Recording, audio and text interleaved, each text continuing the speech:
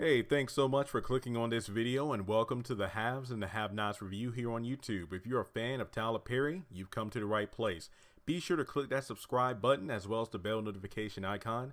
That way you don't miss out on any new content on the channel. And also check me out on these social media platforms, and links in the description below will lead you to my Twitter, Instagram, Facebook group, and Facebook page. Once again, thanks for joining in and enjoy the video. You know, I'm preparing for Three's a Crowd here, the episode airing tonight, and it's kind of funny. Like, the more I think about the episode titles, the more that we can dissect the episode. Like, John Snyder released a photo earlier today showing, himself and Catherine in the living room, and it looks like Wyatt's down there being agitated as ever. And I guess in my original episode trailer breakdown for this Three's a Crowd, I talked about how possibly it's in reference to, cars in the parking lot. Madison and Jeffrey just having lunch at like the hospital cafeteria. Then Justin shows up, Three's a Crowd, and now it makes sense that Wyatt's the third wheel in Catherine's house, even though, remember, Jim really shouldn't even be there to begin with. And this episode, I actually forgot to talk about this a lot in my episode review for The Black Man.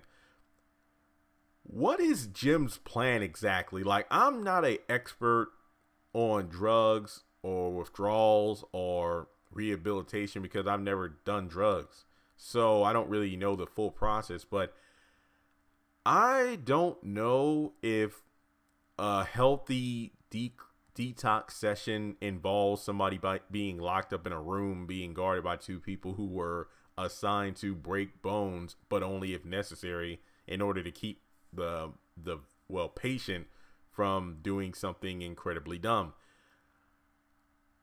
I do not think this is a good plan. I mean, Wyatt evidently isn't going to die, at least anytime soon, due to the fact that he was in Atlanta for filming for season 7. So we know that much to be true. But like I said, I think I mentioned in some episode review that Wyatt being brought home in an agitated state is very similar to Amanda being brought home back in season 2, which led to her eventually being shot at the Cryer house. So, I mean, Amanda was already mentally unstable from allegedly not taking her medication. And in Wyatt's case, he's, reckless, bullheaded as usual, but he's off the drugs he was taking. So it's like he's really trying to wean himself or detox himself, but he really wants to get a fix. So I don't know what the plan is here. I really don't. I mean, if anything, it's kind of like Warlock going to the motel and shooting up the place to get Candace when she's not there, and that almost led to her entire family being shot. So it is possible that the Malones might be sent to Catherine's house because, Wyatt's still responsible for putting one of their family members in critical care. So can somebody explain to me what is Jim's plan? Obviously, the plan is not to listen to Catherine because, not listening to Catherine led to Amanda being killed. So that's one thing to think about, because she said put Amanda in an institution, but he refused. Now it's like put Wyatt in jail. No, we're getting our son out of there. And I mean, in jail, his life would be on the line, and we've seen that obviously.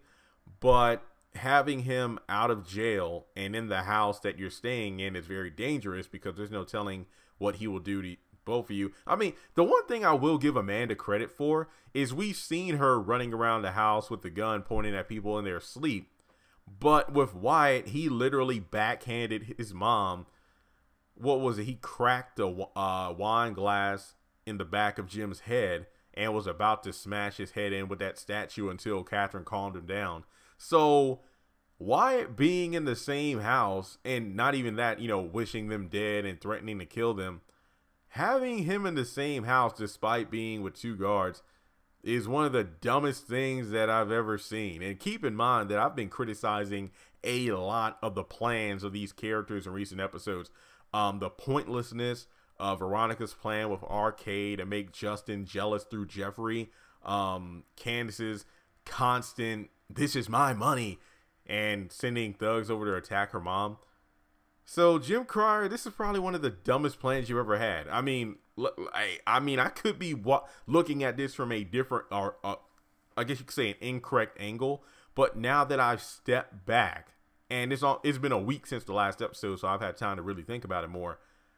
This is a dumb plan. I do not see any good that can come from this. You're either going to bring the wrath of the Malones, because remember, the Malones know everything. And Mama Rose even knew when Jim got Warlock out of jail. So she probably knows, or the family knows, that Jim got his son out of jail. So there's that angle of it. And like I said before, I really don't know why they don't utilize that videotape that Wyatt took out of the security camera, because that camera would show that it was an act of self-defense. That will possibly help him in court, but I doubt that will actually save him from the Malones. So, yeah. But let me know your thoughts in the comment section below about Jim's brilliant plan. Subscribe if you haven't done so already, and I'll talk to you soon.